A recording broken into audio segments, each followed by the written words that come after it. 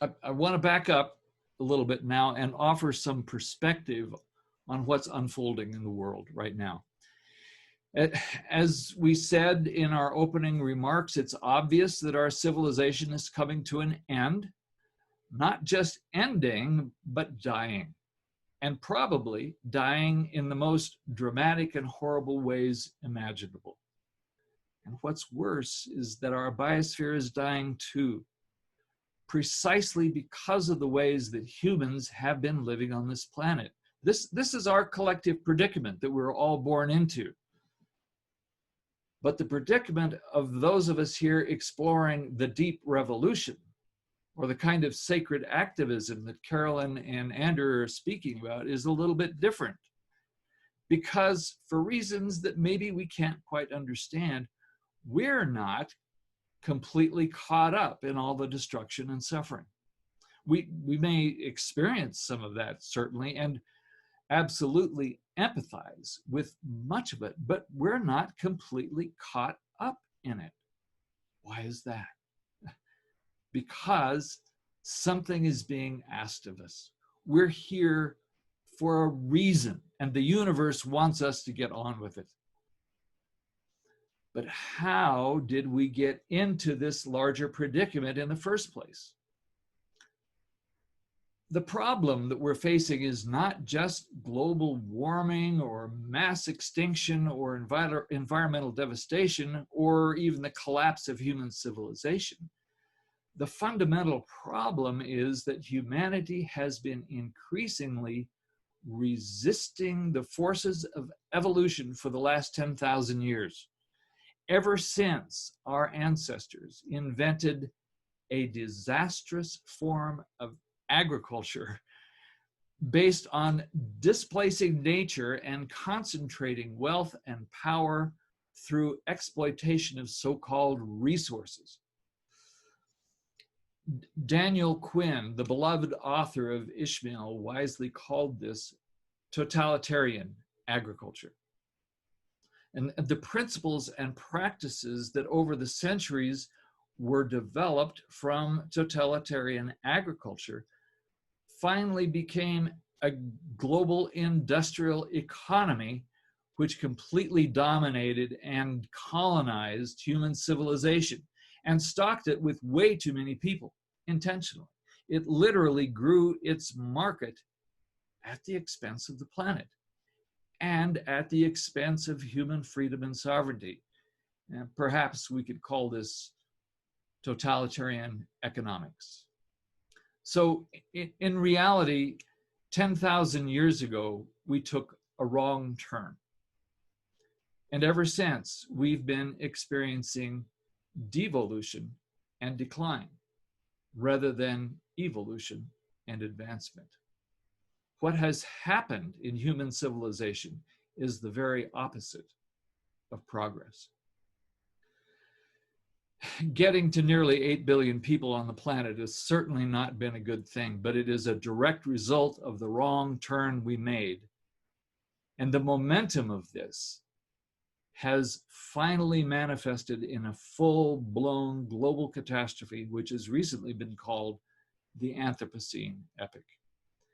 And we can chart this out very briefly. I'm not going to take time to do that tonight. Maybe there's a few things I can say, but one of them, we heard a couple of years ago a quote from the brilliant mind of Daniel Schmachtenberger that unsustainable means self-terminating. Really interesting. So this entire system that has grown exponentially over the last 10,000 years, the result of an evolutionary detour for humanity, is now in the process of rapidly self-terminating. It's run its course, and it's running out of the resources necessary to keep growing. Well, however, mysteriously, just at the point of maximum entropy and destruction, evolution breaks through. This is the lesson of the supernova, a dying star whose final explosion creates new forms of atoms which become the building blocks of life, life which emerges out of the ashes of dying stars. So in this approaching cataclysm, we see the advent of a new dark age upon the earth, the Anthropocene. But it is also the moment that we clearly see the signs of the birth of something so radical and so new that we can hardly imagine it at this moment, while our civilization and biosphere are dying. What begins to manifest is the deep revolution. Now, I think that these are probably different words from which have been held in mystical traditions for centuries, if not millennia, but I think the words fit. A deep revolution is the beginning of the reversal of the descent into almost irreversible entropy, and the beginning of the long ascent into freedom and maximum syntropy.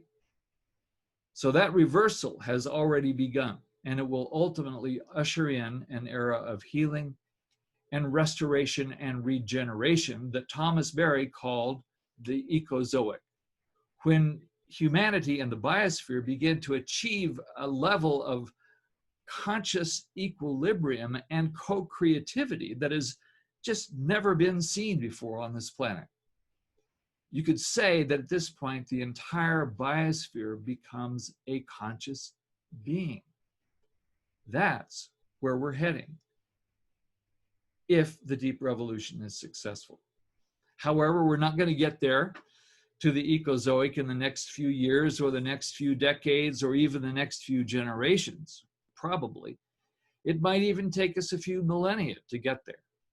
But this is where evolution is taking us. It's the next stage of our evolution.